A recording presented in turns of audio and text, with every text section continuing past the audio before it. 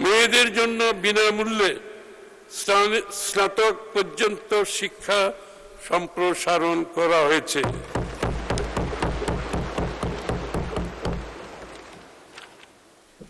দরিদ্র শিক্ষার্থীদের জন্য স্কুল ইউনিফর্ম, জুতা, স্কুল ব্যাগ সরবরাহ, প্রতিবন্ধী ও বিশেষ চাহিদা সম্পন্ন শিশুদের জন্য অন্তর্ভুক্তিমূলক শিক্ষা নিশ্চিতকরণ এবং বিশেষায়িত সহায়ক প্রযুক্তি ও শিক্ষা সামগ্রী প্রদান করা হবে।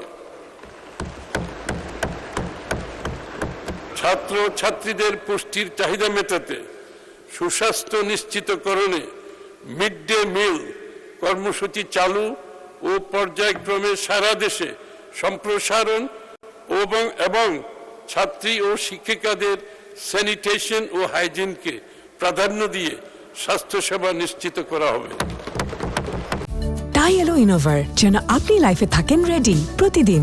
Innova, designed for now. প্রযুক্তি ও এআই নির্ভর শিক্ষা ব্যবস্থা নিশ্চিত কল্পে ওয়ান টিচার ওয়ান ট্যাব কর্মসূচি, মাল্টিমিডিয়া ক্লাসরুম স্থাপন, বিনামূল্যে ওয়াইফাই সুবিধা সম্প্রসারণ করা হবে। শক্তিশালী ইন্ডাস্ট্রি একাডেমিয়ার সংযোগ, অ্যাপ্রেন্টিসশিপ ও ইন্টার্নশিপ সুবিধা এবং স্টার্টআপ চালুকরণের মাধ্যমে উদ্যোক্তা তৈরি করা হবে। আমরা ব্রেইন ড্রেইনকে ব্রেইন সার্কুলেশনে রূপান্তরের লক্ষ্যে কাজ করছি।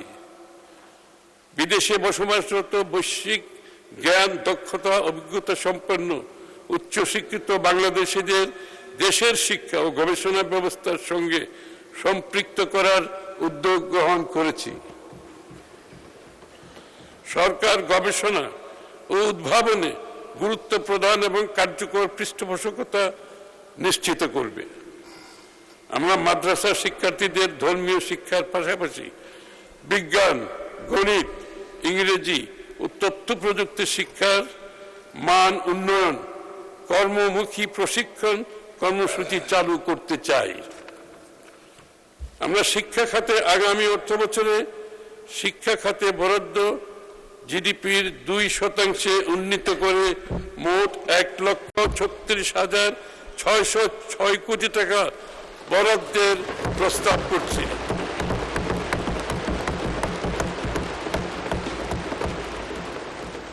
এটা সর্বোচ্চ মাননীয় স্পিকার।